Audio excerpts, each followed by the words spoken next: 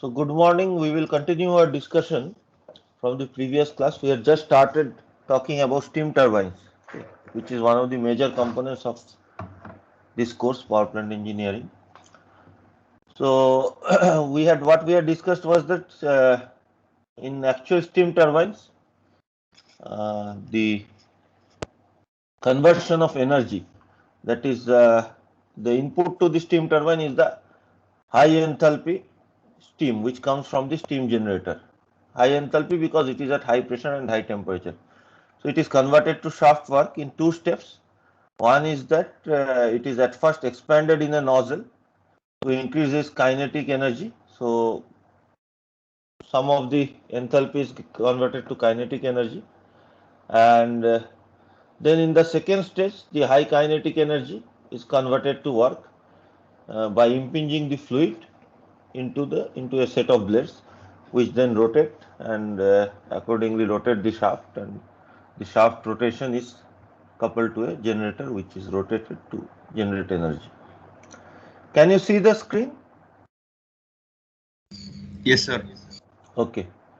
So before going into the different types of turbine stages and learning about how this like flow through the between the blades occurs, and there are also something known as blade velocity diagrams. So before going into that, we will devote a few classes on nozzles, learning about how the energy transformation occurs in nozzles and other aspects of nozzles. Okay. So nozzles are devices which converts enthalpy to kinetic energy. You must have read at least very briefly in thermodynamics course what is the first law equation that occurs or that can be used for nozzles. So in nozzles there is no work output or no heat input.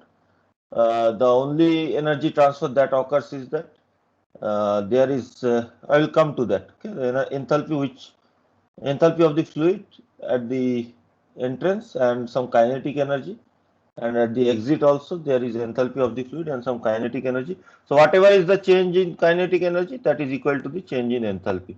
That is how the nozzle operates. So it converts enthalpy to kinetic energy, and it can be of two types. Actually it can be of three types, but for our cases it is of two types. One is convergent nozzles, which operates below the speed of sound. Okay, so maximum velocity which can be obtained is speed of sound, and in these cases you have a fluid with a certain pressure P1, velocity V1 and enthalpy H1, and it comes out with a lower pressure P2, higher velocity V2 and lower enthalpy H2. Velocity is increased from V1 to V2 and enthalpy is reduced from H1 to H2.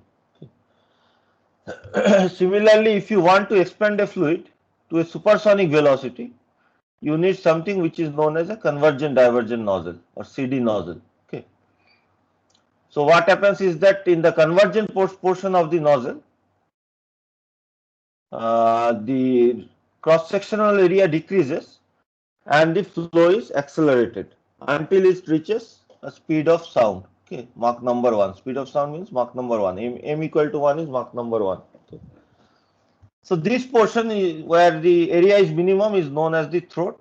So after the throat section, to increase the velocity further, you need to increase the area. Okay.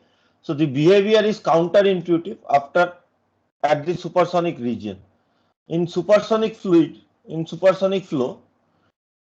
uh, the velocity increases if the area increases. Okay, which is counterintuitive. Generally, we always know that velocity increases when the area decreases in a nozzle, but at supersonic flow, the opposite occurs. If the area decreases, the velocity will also decrease. If the area increases, the velocity will increase. Okay, so to further increase the velocity, we keep on increasing the area, and ultimately you get uh, fluid at a very high velocity, very high supersonic velocity V2, and pressure and enthalpy are reduced, similar to the convergent nozzle. Okay. So the convergent part of the nozzle has flow up to Mach number 1, M equal to 1, and the divergent part of the nozzle has flow starting from Mach number 1 and up to any high velocity, okay, above the speed of sound. And the area or the section where the area is minimum is known as the throat section.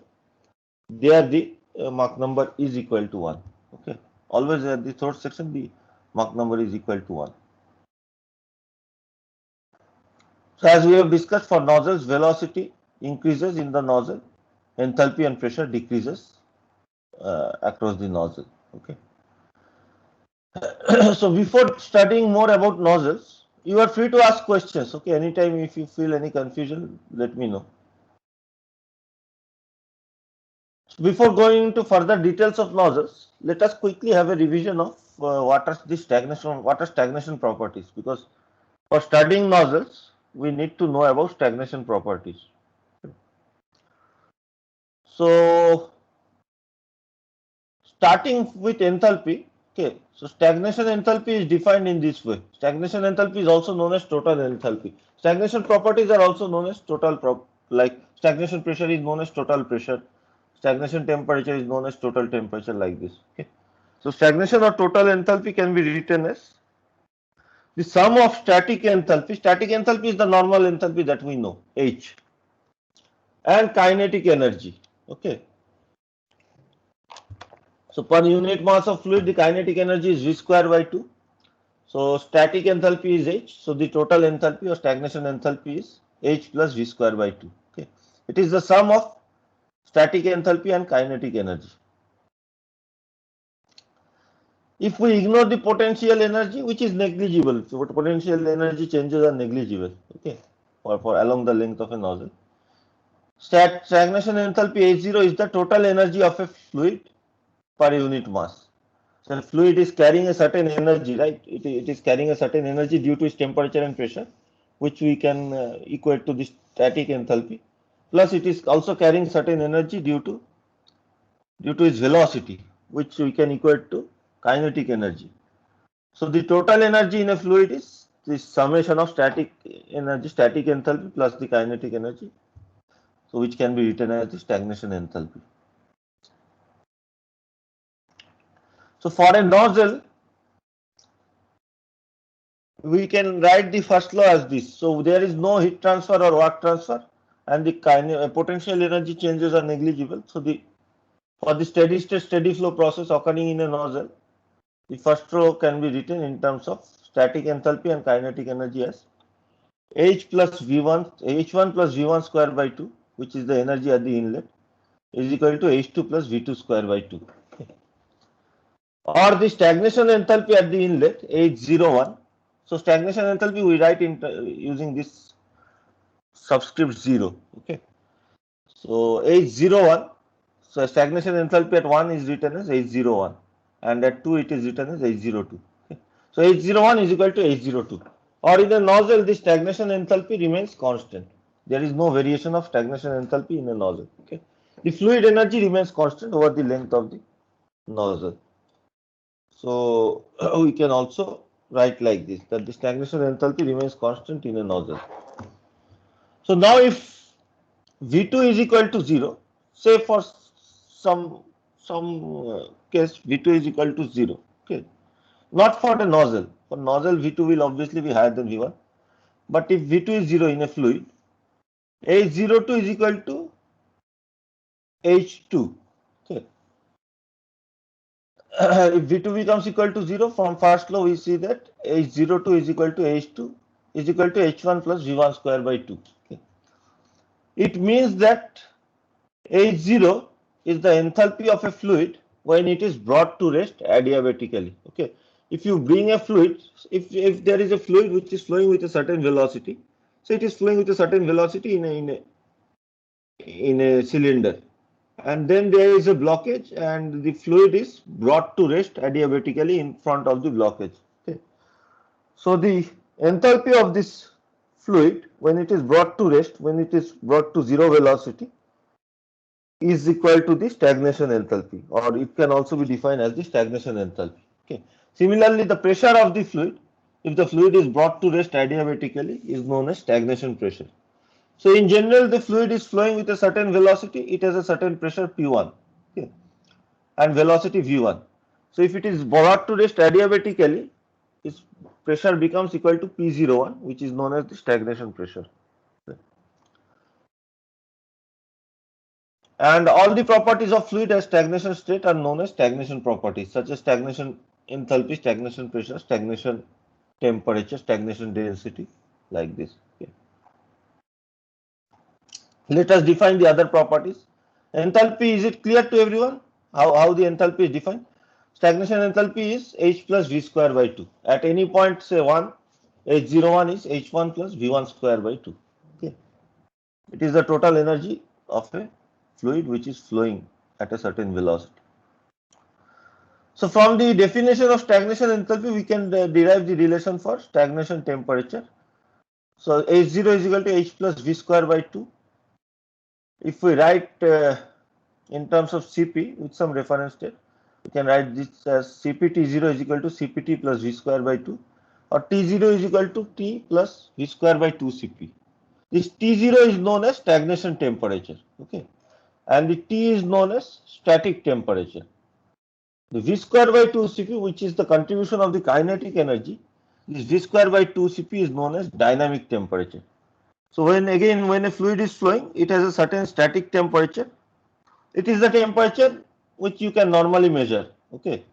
So if you have a thermocouple or something, the temperature that you will measure is the static temperature. But it also has certain energy because of the kinetic energy, because of the velocity. So if the fluid is brought to rest or brought to zero velocity adiabatically, its temperature will increase. Okay. And its temperature will become equal to the stagnation temperature. So because of the kinetic energy, the kinetic energy can be represented in a temperature form as dynamic temperature. So T0 is equal to T plus V square by 2 Cp. Just a second. Wait for one or 2 minutes. Okay, I'll just come back.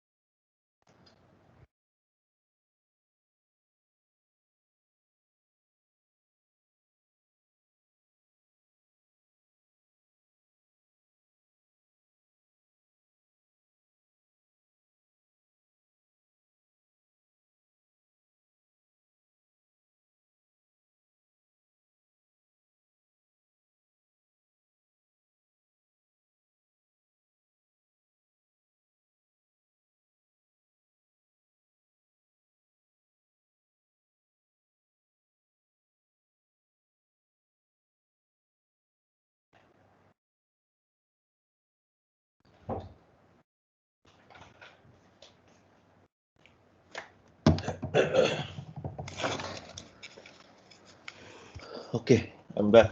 Can you hear me? Yes, sir. Okay. So any questions till now? These are part of thermodynamics. You might have studied already. I'm not sure, but we are just revising so that we can study about nozzles. So for example, if I consider air at 300 degrees centigrade and moving with a velocity of 100 meter per second, we can, so the static temperature will be 300 degrees centigrade and dynamic temperature is 100 square by 2 into 1005. So we have to use SI units. So you have to remember that Cp is 1005 joule per kg Kelvin. Okay. So sometimes students make the mistake, they write in terms of kilojoule per kg Kelvin. It should be joule. Okay. So 300 plus 100 square by 2 into 1005, so which is equal to 304.98. Okay, or approximately 305. So approximately 5 degrees centigrade is the dynamic temperature, and 305 degrees centigrade is the stagnation temperature. Okay. Similarly, if the velocity is very low, you can then imagine that the stagnation temperature will be very near to the static temperature. The kinetic energy component will be very negligible. Instead of 100 meter, if it was 10 meter per second, because there is a square here, it would have been 100 times less.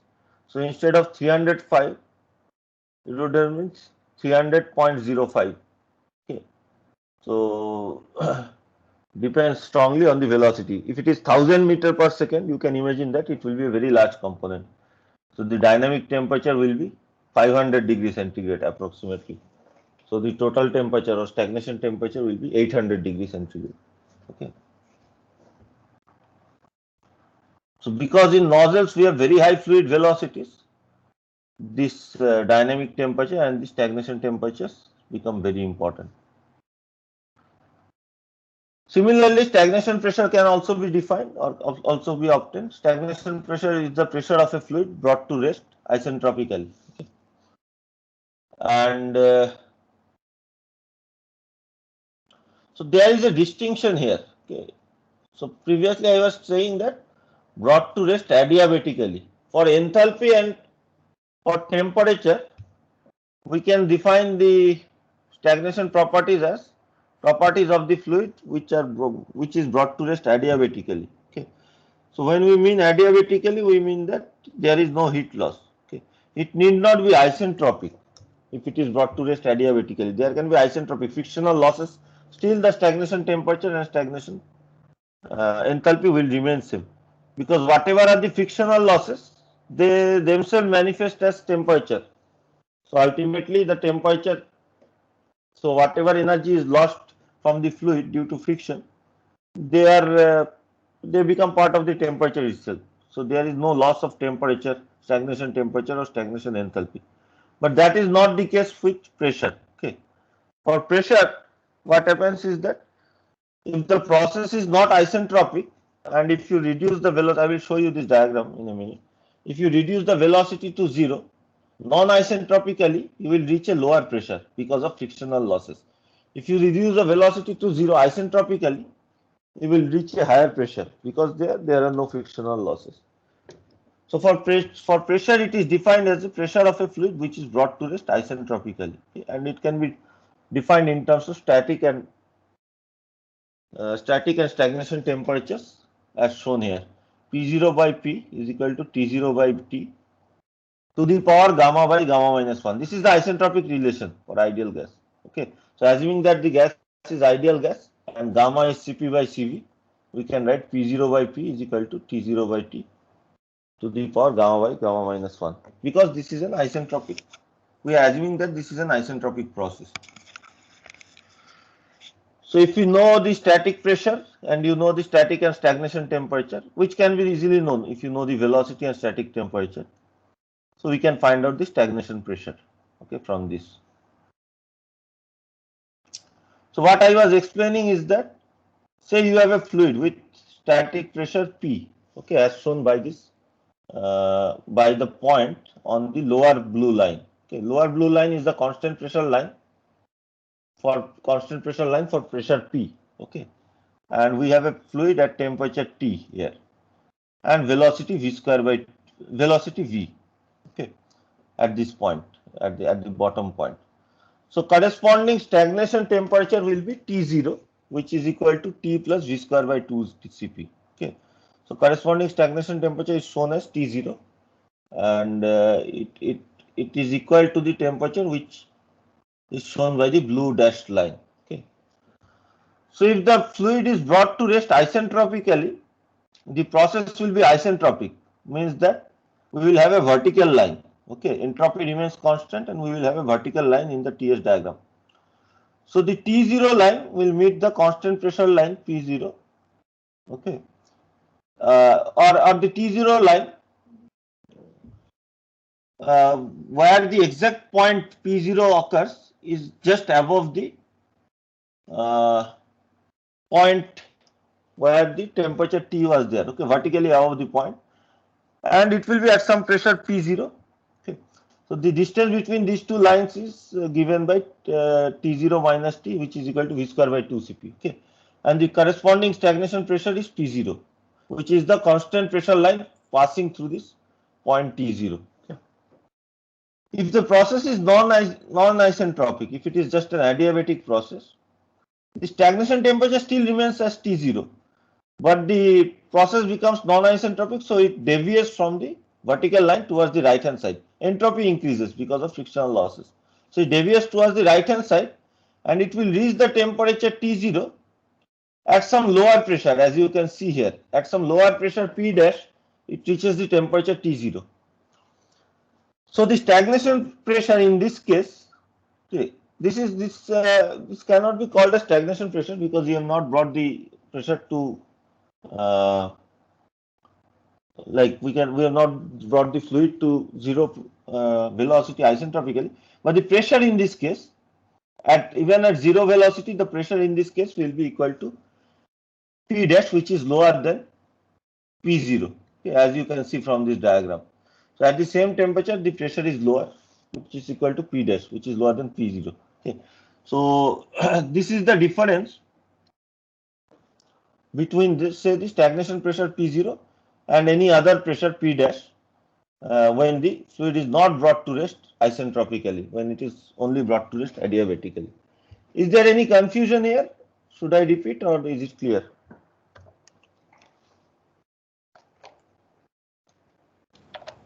Yes, it's clear. Okay, good. So finally, the stagnation density can also be defined using ideal gas laws. So PV to the power gamma is constant. So we can write PV to the power gamma is equal to P0 V0 to the power gamma, or V we can write as 1 by rho. So P by rho to the power gamma is equal to P0 by rho 0 to the power gamma. Okay. Or rho 0 by rho is equal to T0 by T to the power 1 minus gamma minus 1. You can derive this easily using ideal gas laws. I am not doing it. So using PV to the power gamma equal to constant and P by rho equal to RT, you can derive this relation easily. Rho 0 by rho is equal to T0 by T to the power 1 by gamma minus 1. So once you know T0 and T, you can find out rho 0 and rho. So ultimately, if you know temperature T and velocity V, you will be able to find out T0. Then from there, you will be able to find out P0 and then also find out rho 0. Okay, everything can be known.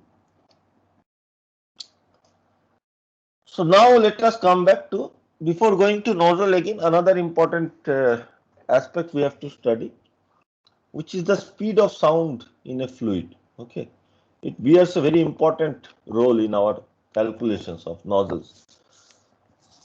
You might have already understood that when I was discussing about this convergent divergent nozzles. Okay, so it seems that the speed of sound is intricately attached to this type of calculations, because I am defining the nozzle itself as a converging portion when this velocity is less than speed of sound, and as a diverging portion when velocity is greater than speed of sound. Okay, so it seems that speed of sound plays a very important role. Okay, so let us try to understand this speed of sound. What is it and what is its value and how it can be derived. Okay. So speed of sound is nothing but speed of pressure waves in a fluid. Okay.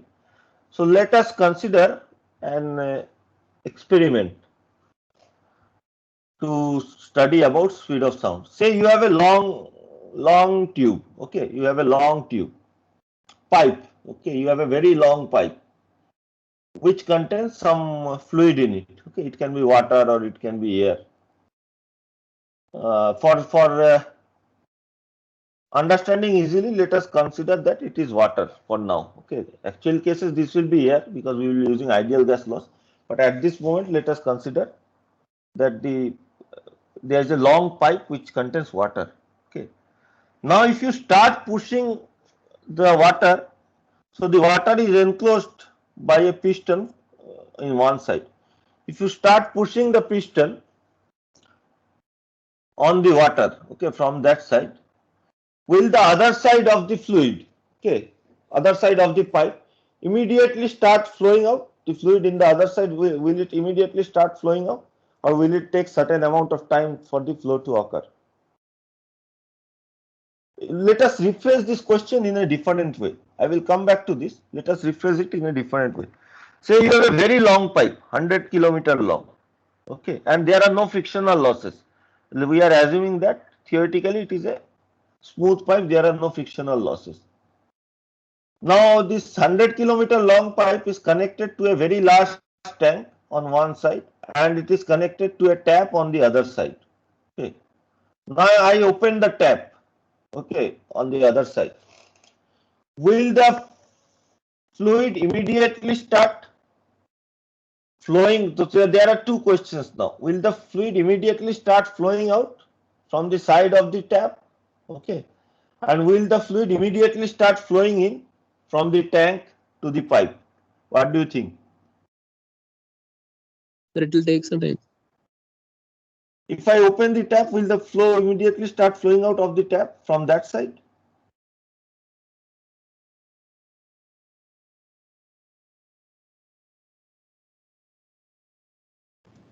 From the side of the tap, or will it? Because tap is open, right? There is a pressure difference. Fluid should immediately start flowing out from that side. Okay, fluid will immediately start flowing out from the side. However, on the other side, where it is connected, where the pipe is connected 100 km away to the tank has not yet received the signal that the flow has started on the other side. When will the tank receive this signal that the flow has started on the other side? How much time will it take for the tank to? Sir, 100 kilometer by speed of sound. Yes. So the information will pass that there is a change in pressure. When the tap is open, there is a change in pressure. So this information will pass at the speed of the pressure wave. Okay, it will pass as a fluctuation in pressure. So as if some changes occurred in the pressure and the fluctuation in pressure is present. So this fluctuation of pressure will travel upstream through the fluid at the speed at which the pressure wave moves. The pressure wave moves at what we normally call a speed of sound. Okay, speed of sound is nothing but movement of sound is nothing but pressure waves, right? So speed of sound is the speed of pressure waves. So it will reach the other end after a lot of time when the pressure wave reaches the other end, and the flow will start flowing from the other side at that time. Okay. So to accommodate this, that from the other side there is no flow coming out, but from the side of the tap the fluid is coming out. Actually this will happen because the density and other variables will also change. Okay, because this is a compressible fluid. If the fluid is not compressible, this type of analysis cannot be done in those cases. Okay, these are only valid for compressible fluids, means the where the density and density can be varied. Okay, otherwise this type of analysis cannot be done. For a rigid body it cannot be done. Okay. So coming back to this, so this is also similar to solid bodies also. Okay, so if I have a say a bar or a rod of very long length, okay, and if I push the bar from one side, okay, like say very long length is there, like a railway track or something like that, solid, rigid, not rigid, normal material. If I push it from one side, the other side will start moving after the information has passed there that this side has been pushed, and it will pass at the speed of pressure waves. So for solid, the speed of pressure waves is larger, but still it has a finite value. Okay, the speed of sound in steel may be around 5,000 meter per second. So which is larger, but still it has a finite value. So only after this information has passed to the other side, it will start moving. Okay. So this pressure fluctuation takes a certain time to move to the other end. But in a rigid body, if you theoretically assume that it's a rigid body, then it is not compressible, then the information will immediately reach. I think I was explaining in some class, I forgot whether it's your class or some other class, about this same problem, where say if I have a bar or rod of a material which is very long, say 1 light year long, and if I push one side, will the other side immediately move even if it is 1 light year long? So many students got confused and said that the other side also will move immediately because it's a solid object. But in that case, how can the information pass faster than the speed of sound, from a speed of light from one side to the other side, because it's 1 light year long, and immediately you guys are saying that it is the information is passing to the other end. Okay. So in actual case, what will happen? It will take lot of time for the information to pass from one side of the rod to the other side. It will pass only at the speed of the pressure wave. Only in the case of mathematically rigid bodies will the information pass immediately. but that is not a physical object. That's just a mathematically rigid body. Okay. Let us come back to our problem here. So we have a fluid contained in a cylinder, like a large like pipe. Say it is air, okay, or any compressible fluid. It can be water also. Water is also compressible, but so any compressible fluid is there, and the piston moves with a velocity dv. Okay, the fluid was at rest initially, and suddenly a piston started moving at a velocity dv. Okay, because of the movement of the piston, in front of the piston, the velocity of the fluid is dv. The enthalpy, which was initially h, has changed to h plus dh because of this perturbation or the velocity that has been given. Pressure has changed from P to P plus dP, and density has changed from rho to rho plus d rho. All of them may not be positive. Okay, some of them may be negative, some of them may be positive, but the changes are shown here. So velocity has become dv, enthalpy is h plus dh, pressure is P plus dP, and density is rho plus d rho. Okay, and the information that the piston has started moving, say at any point of time it has reached this blue line, okay, which is the moving wave front, okay, which is traveling forward at the speed of sound c. Okay. So on the left side of this moving wave front, we have the fluid which is moving with velocity dv and with these properties h plus dh, p plus dp, rho plus d rho. On the right side of the moving wave front, the information has not yet reached that this piston has started moving and the fluid is flowing. Okay, so on the right hand side of this moving wave front, the fluid is still stationary. Velocity is 0, enthalpy is h, original enthalpy, pressure is equal to original pressure P, and density is equal to original density rho. Okay, so h, P, and rho. So this will start moving once the pressure wave comes to this region. Until then, it has no information that the piston has started moving. Is it clear up to this point?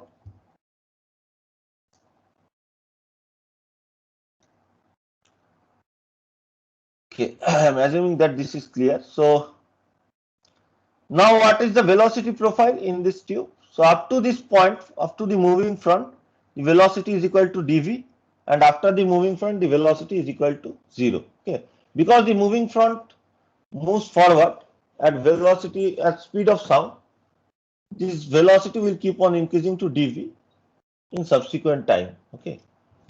Similarly, what is the pressure profile?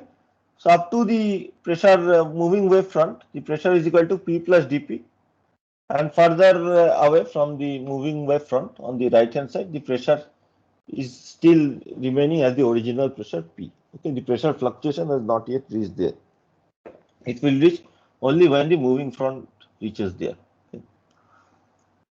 So C is defined as the speed. So speed of sound is defined as the speed at which infinitesimal pressure wave travels through a medium. Okay, a small perturbation, a small fluctuation in pressure, it travels through a medium at a certain speed, and this speed is known as the speed of sound c. Okay. So we want to calculate what is the value of c in terms of other properties. Okay, we want to calculate what is the, so you might have studied somewhere that c is equal to root over gamma RT. Okay, how that has been derived, that c is equal to root over gamma RT. Okay, so we want to find that out. So we want to write that, or can we write c in terms of pressure and density? We will see. Okay, so we want to write c in terms of other properties, because c is such an important property in our case. We want to find first how the speed of sound changes. So now to do this, so now I will open another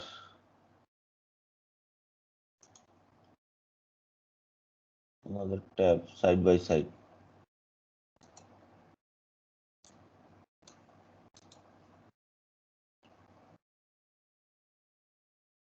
We'll keep this open here.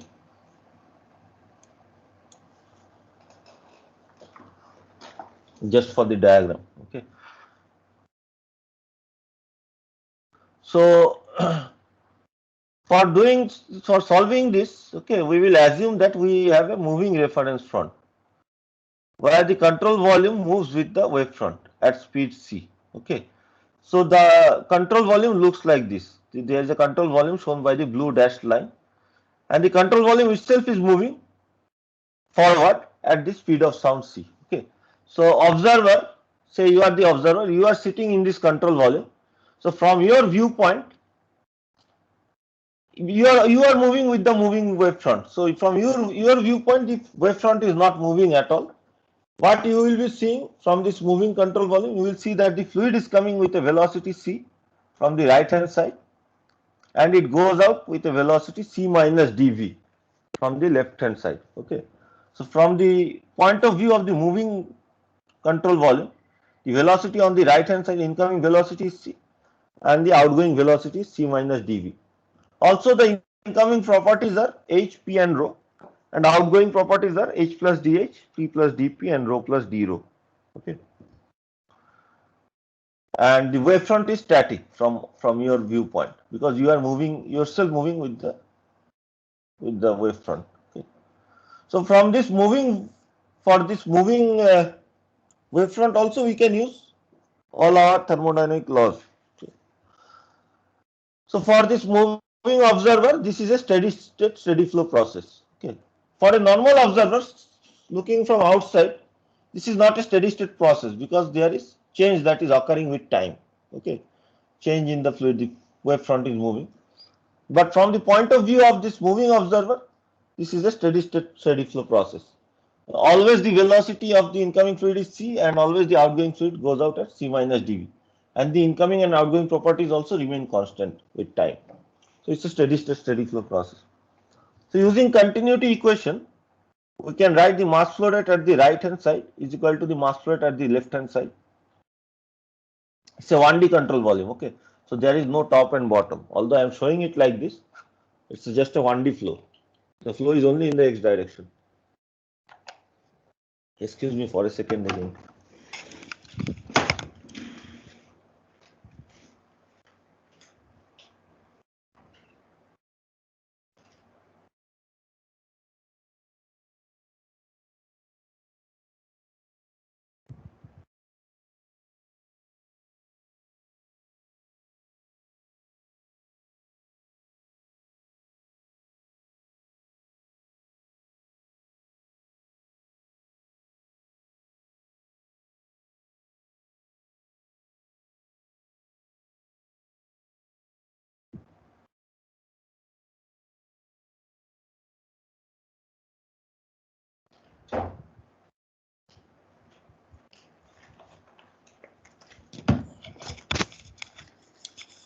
Okay, can you hear me? Yes, sir. My throat is drying out today very frequently for some reason. Anyway, so the mass flow rate remains constant. M dot right is equal to m dot left. So on the right hand side, the mass flow rate is equal to, so mass flow rate we know is equal to rho AV, means density into area into velocity. Okay. So on the right hand side, assuming that the area is A, so rho into A into C is the incoming fluid mass flow rate. The outgoing fluid mass flow rate is equal to rho plus d rho is the density, A again is the area, and C minus dV is the velocity. Okay. So A gets cancelled, so we have rho C is equal to rho C minus rho dV plus C d rho minus d rho dV. Okay, so this rho C and rho C can be cancelled, and this d rho dV term is a very small term, because it is the multiplication of two very small terms. D rho and dV are infinitesimal. Okay, so their multiplication is a very small term, so we can neglect that part. So ultimately, we are left with an equation which states that C d rho is equal to rho dV for this fluid. Okay, C d rho is equal to rho dV. So let us call this as equation 1. Let me keep this open now. So because no heat or work transfer occurs, okay, there is no heat transfer or work transfer, it's a 1D isentropic flow. Okay, and the change in potential energy is negligible. So we can apply the first law like this. So the summation of static enthalpy and kinetic energy remains constant because there is no change in potential energy and no heat and work transfer. So the incoming static enthalpy is H and incoming kinetic energy is C square by 2. Okay. So H plus C square by 2 is equal to the outgoing static enthalpy, which is H plus dH, and the outgoing kinetic energy, which is C minus dV square by 2. Okay. So we can equate these two and then you can write this. So H gets cancelled. Then the C minus dV square by 2 is equal to C square by 2 plus dV square by 2 minus C dV. Okay. So again C square by 2 gets cancelled. dV square by 2 is very small term because it's a multiplication of two very small terms dV. So dV square also can be neglected. So ultimately we get a relation which says that dH is equal to C dV. Okay. So this is our relation 2. Relation 1 was C d rho is equal to rho dV, and relation 2 is, so it's very difficult. In classroom I could have used multiple boards.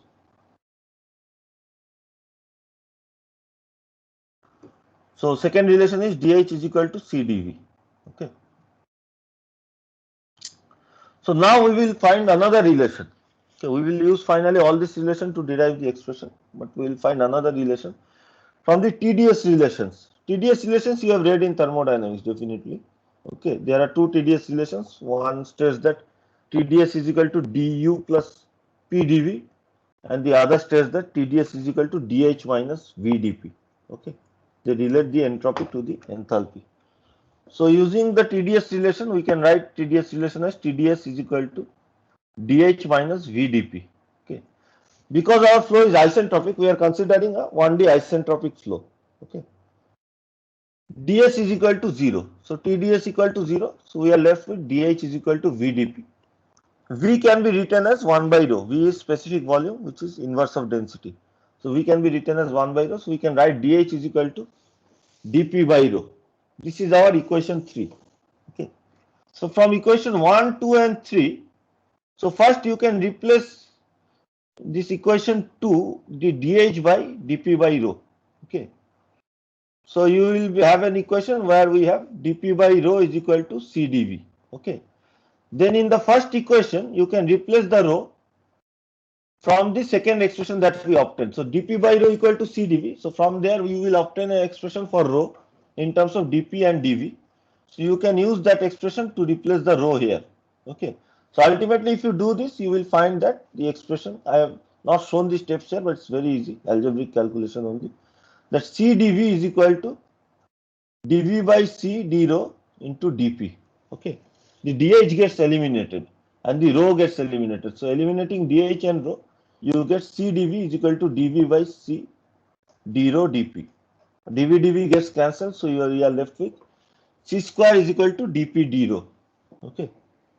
Because this was done at constant entropy, this calculation was done for an isentropic process, I can write this as C square is the variation of pressure with respect to density. So del P del rho at a constant entropy. Okay, at a constant entropy S. So this is the equation for speed of sound for any compressible fluid. Okay, for any fluid, we can write C square is equal to del P del rho at constant entropy. Okay, so if you know the fluctuation of pressure and the fluctuation in tempered in the density, you can find out the speed of sound based on the pressure and density using this expression. C square is equal to del P del rho S. Okay, and this is valid for any fluid. Any questions up to this point?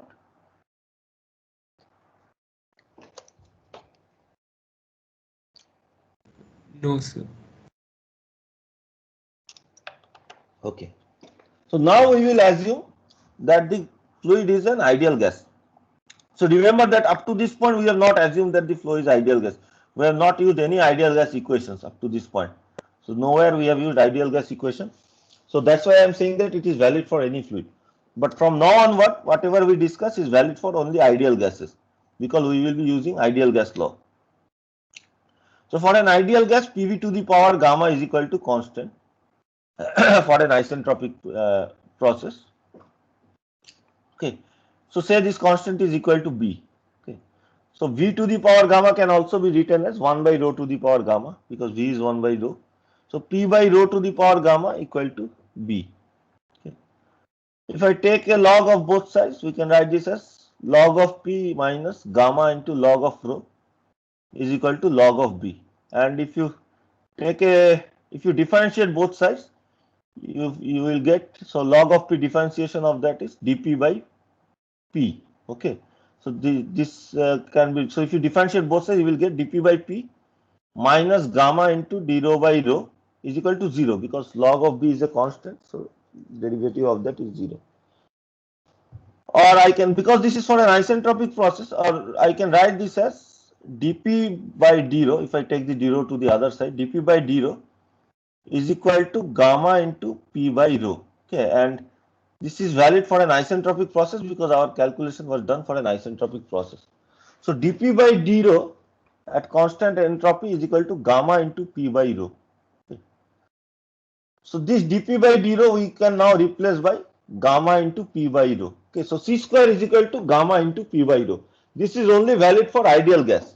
This was valid for any fluid, but now we can write C square is equal to gamma into P by rho, which is valid for ideal gas. Now P by rho is equal to RT, okay, from ideal gas law. So we can write this as C square is equal to gamma into RT. Okay, C square is equal to gamma into RT, or C is equal to root over gamma RT, which is only valid for an ideal gas. So for any ideal gas, the speed of sound is equal to root over gamma RT, where gamma is the ratio of the specific heat, Cp by Cv. So for air it is equal to 1.4. R is the gas constant. For air it is 0.287 kilojoule per kg Kelvin, or 287 joule per kg Kelvin, and temperature is the temperature, static temperature T. Okay. So we can see the speed of sound increases proportional to square root of temperature. So at higher temperature the speed of sound will be higher, and at lower temperature the speed of sound will be lower. It is not a constant, it does not have a constant value. Okay. So based on the speed of sound, Mach number is defined as, Mach number is given by the symbol m, which is defined as velocity by the speed of sound. Okay. So if the Mach number is less than 1, we call the flow as subsonic flow. If it is almost equal to 1, we call it as transonic flow. And if it is greater than 1, we call it as supersonic flow. Okay. And as I have already mentioned, C can vary as temperature can change. Hence, for the same velocity, say the velocity is 200 meter per second, but the temperature is changing in the fluid from one side of the nozzle to the other side. So although the velocity remains same, the Mach number will change because the speed of sound is changing. Okay. So we'll stop at this point, and in the next class we will see. Now what we have got some idea about compressible flow. What is the speed of sound in the compressible flow. Now we will come back to nozzles in the next class, and we will see what is the variation of flow velocity with area. Okay, how the velocity varies with area, because for compressible flow it is slightly tricky. That is why we had to understand this speed of sound. Okay, because as you have seen, for compressible flow, in the diverging part, means if the velocity is greater than speed of sound, we have a very counterintuitive thing. The velocity increases with increasing area. Generally, we associate that, or we can intuitively say that whenever the area decreases, velocity should increase. But in supersonic flow, if the area decreases, velocity will also decrease. Okay. So if the area increases, velocity increases. And those things we will see from the next class. So we'll stop here. Any questions? Take the attendance. No, sir. Okay, good. Read the material, it is already uploaded in the portal. Okay.